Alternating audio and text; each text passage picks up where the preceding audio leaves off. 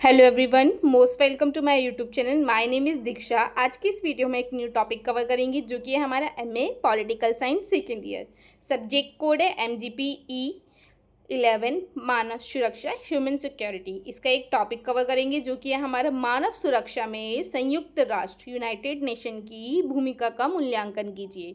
इस वीडियो में बहुत इजी पॉइंट से हम समझने की कोशिश करेंगे, कंप्लीट एक्सप्लेनेशन देखेंगे और फॉर्मेट भी देखेंगे कि एग्जाम में किस तरीके से आपको आंसर लिखना है। तो चलिए इस वीडियो को स्टार्ट करते हैं। देखिए, क्वेश्चन है हमारा मानव सुरक्षा में संयुक्त राष्ट्र यूनाइटेड नेशन की भूमिका का मूल्यांकन कीजिए। ठीक है, इसमें सबसे पहले हम लिखेंगे प्रस्तावना। मानव सुरक्षा की अवधारणा का उद्देश्य क्या है? प्रत्येक व्यक्ति को भय, अभाव तथा गरिमापूर्ण जीवन प्रदान करना। क्या क्या? Freedom from fear, freedom from want, freedom to live with dignity. ठीक है, इन तीनों चीज़ों को प्रदान करना। साथ ही साथ क्या करना? पारंपरिक सुरक्षा जहां केवल राज्य की सीमा और सैन्य सुरक्षा को केंद्रित थी, वही मानव सुरक्षा क्या करती है? यह क्या है? व्यक्ति केंद्रित अवधारणा है।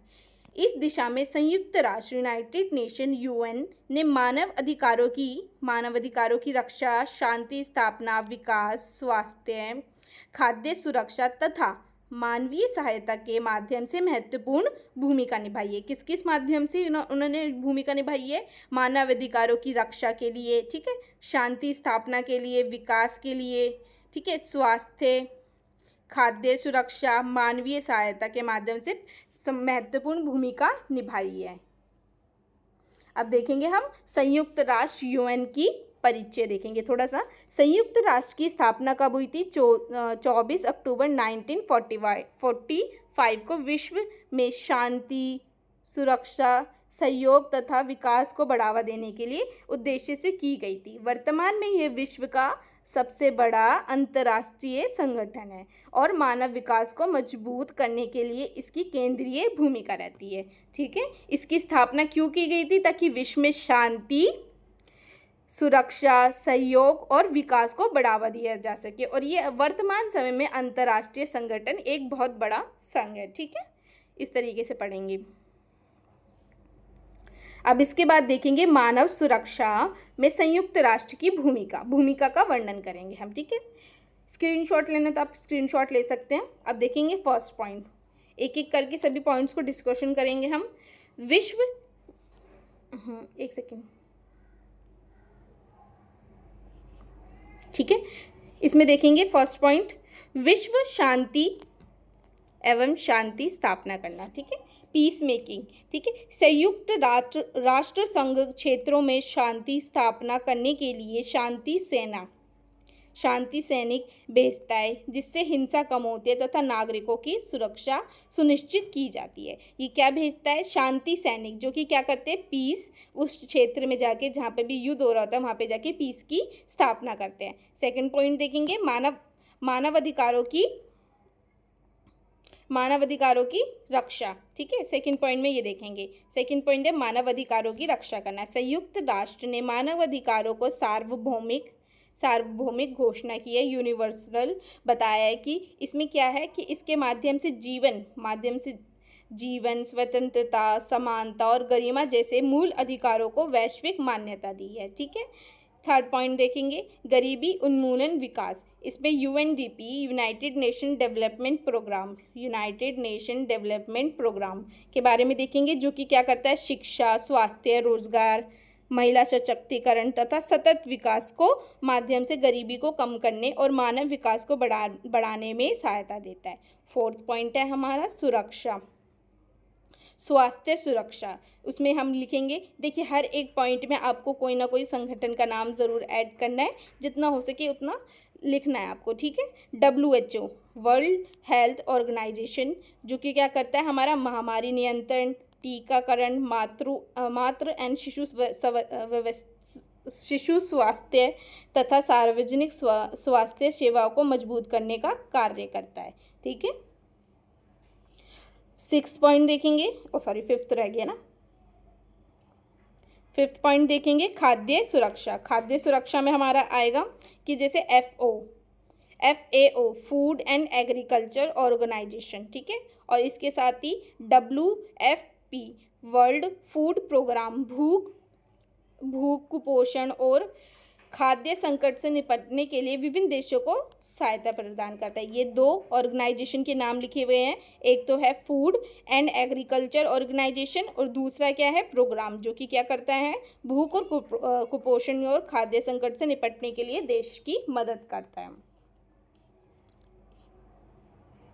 6 पॉइंट देखेंगे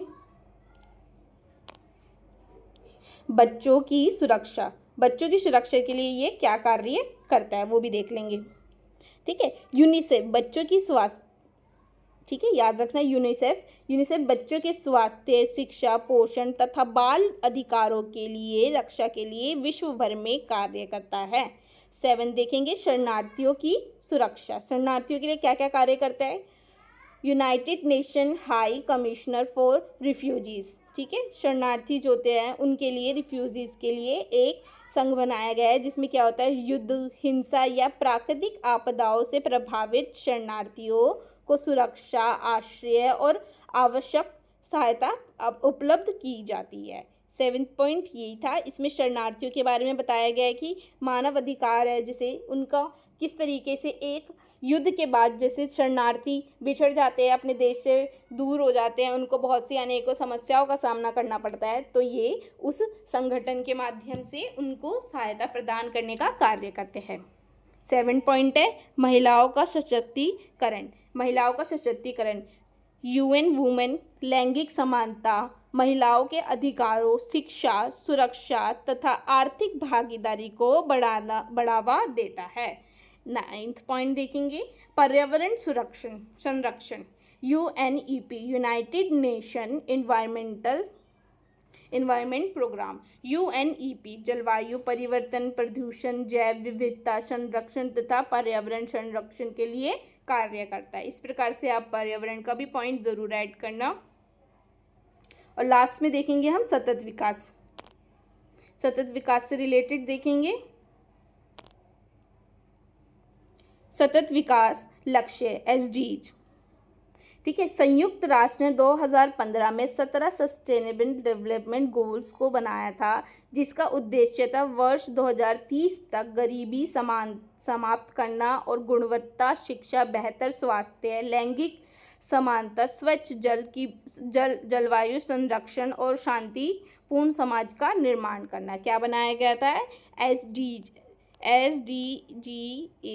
जिसपे 17 लक्ष्यों को बताया गया था, जो कि हमारा 2030 तक हमें इनको फॉलो करना था। इसके माध्यम से शिक्षा की गुणवत्ता, बेहतर स्वास्थ्य और लैंगिक समानता को बढ़ावा देना था। इस तरीके से आप पूरा ये कंप्लीट लिख सकते हैं कि इसकी क्या भूमिका रही है। मानव अधिकारों से स्टार्ट करना, गरीबी उसमें ऐड करना, स्वास्थ्य सेवा ऐड करना, खाद्य सुरक्षा, ठीक है, बच्चों के लिए, महिलाओं के लिए क्या किया गया है, शरणार्थियों के लिए क्या क्या करता है, पर्यावरण के लिए और सतत विकास के लिए। इस तरीके से ये पूरे 10 पॉइंट्स आप एक्सप्लेन कर सकते हैं। और इनके साथ जो भी मैंने आपको ऑर्गेनाइजेशन बताया, जैसे WHO बता दिया, UNDP के बारे में बताया, ठीक है, इसके बारे में बताया, जो भी खाद्य से रिलेटेड बताए थे, SDGs बताए हैं, UNEP बताया, वुमेन के लिए जो जो किए गए और रिफ्यूजीज के लिए किए, इन सबको ऐड ज़रूर करना है, ठीक है।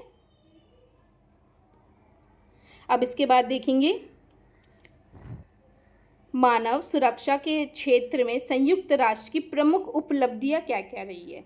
इसको स्क्रीन को मैं थोड़ा 1 सेकेंड बड़ा कर देती हूँ, ठीक है। उपलब्धियां देखेंगे क्या क्या रही है। सबसे पहले देखेंगे मानव सुरक्षा की अवधारणा को वैश्विक स्तर पे लोकप्रिय बनाया गया है। मानव अधिकारों की रक्षा के लिए अंतर्राष्ट्रीय मानक स्थापित किए गए हैं।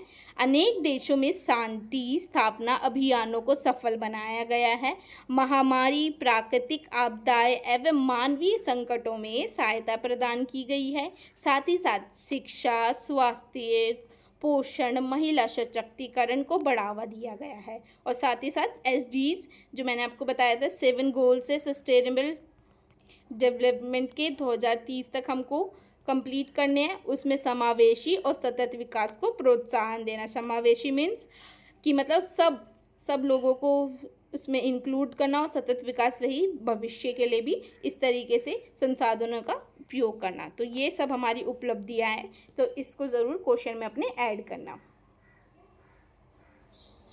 अब इसी के साथ हम इसकी संयुक्त राष्ट्र की आलोचनाएं देख लेते हैं कि आलोचनात्मक मूल्यांकन करने के लिए आ गया, तो इन पॉइंट्स को आप थोड़ा एक्सप्लेन करके और बड़े रूप में लिख सकते हैं। संयुक्त राष्ट्र की आलोचना देखेंगे। आलोचना किस प्रकार से है? सुरक्षा परिषद में वीटो की शक्ति। स्थायी सदस्यों को वीटो की शक्ति के कारण कई महत्वपूर्ण निर्णय रुक जाते हैं। देखिए, वीटो की व्यवस्था होती है जिससे कि जो होता है ना, शक्ति के कारण वो रुक जाते हैं। राजनीतिक पक्षपात। कई बार संयुक्त राष्ट्र पर शक्तिशाली देशों का प्रभाव में कार्य करने का आरोप लगाया गया है। ठीक है, ये आलोचना के पॉइंट्स है। सीमित संसाधन। मानवीय संकट से प्रभावी ढंग से निपटने के लिए पर्याप्त धन संसाधनों की कमी हमेशा ही रहती है। तो इस पॉइंट को भी आप ऐड कर सकते हैं।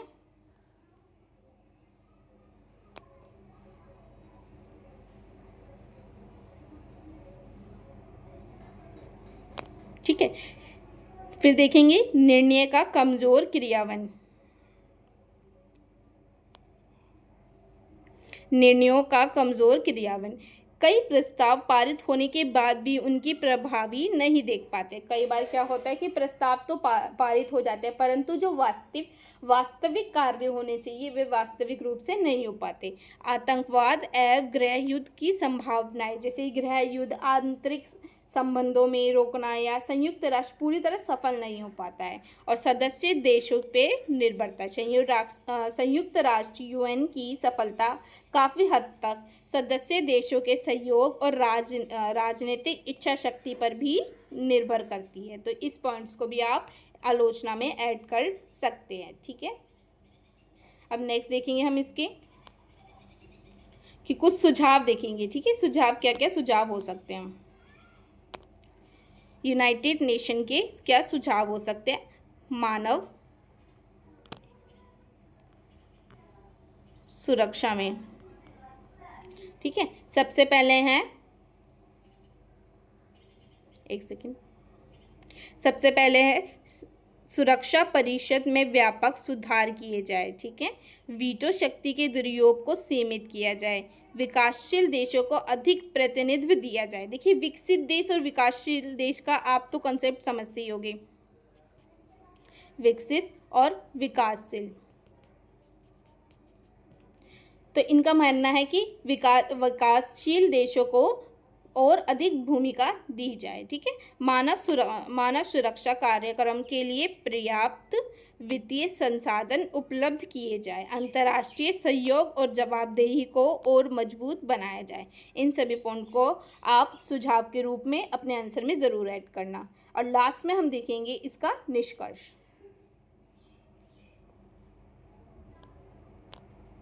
एक कंप्लीट निष्कर्ष आप इस तरीके से लिखिएगा एंड में कि यूनाइटेड नेशन मानव सुरक्षा को बढ़ावा देने वाला विश्व का सबसे महत्वपूर्ण अंतर्राष्ट्रीय संगठन है। इसमें शांति स्थापना, मानवाधिकारों की रक्षा, स्वास्थ्य, शिक्षा, खाद्य सुरक्षा, पर्यावरण सुरक्षा, सतत विकास, जो भी हमने लक्ष्य देखे हैं ना, उनको इसमें ऐड ज़रूर करना। योगदान दिया है। यद्यपि थोड़े से नेगेटिव पॉइंट जैसे कि वीटो शक्ति हो गया, राजनीतिक हस्तक्षेप हो गया, सीमित संसाधनों की प्रवृत्तियाँ अत्यधिक प्रभावित होती है, फिर भी मानव सुरक्षा को सुनिश्चित करने के लिए संयुक्त राष्ट्र की भूमिका अत्यंत महत्वपूर्ण और अनिवार्य है।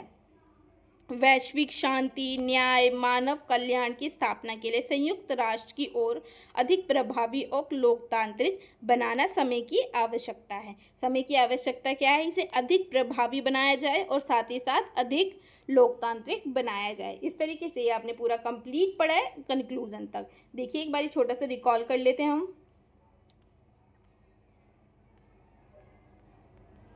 यूनाइटेड नेशन के बारे में हमने पढ़ा। आपने सबसे पहले प्रस्तावना लिखनी है एग्जाम में, फिर यूनाइटेड नेशन को थोड़ा सा एक्सप्लेन किया आपने, फिर उसकी भूमिका के लिए आप 5 से 10 पॉइंट ज़रूर लिखना। ठीक है, 10 नंबर का क्वेश्चन आए तो आप 5 पॉइंट्स लिख सकते हो, 20 नंबर का आए तो 10 पॉइंट आप इनको लिख सकते हो और अच्छे से एक्सप्लेन करना। इसमें आप जो यूनाइटेड नेशन के ऑर्गेनाइजेशन है या प्रोग्राम्स हैं उनको एडिट करना, उपलब्धियां ऐड करना और आलोचना, सुझाव आप रहने भी दे सकते हो, आलोचना ज़रूर लिखना और अंत में लिखना निष्कर्ष। तो इस तरीके से आप पूरा कंप्लीट आंसर लिख सकते हैं। तो होप आपको ये वीडियो यूज़फुल लगी होगी। तो please do like, share and subscribe to my YouTube channel and also watch previous video related to MA Political Science. Thank you so much for watching my video. Thank you.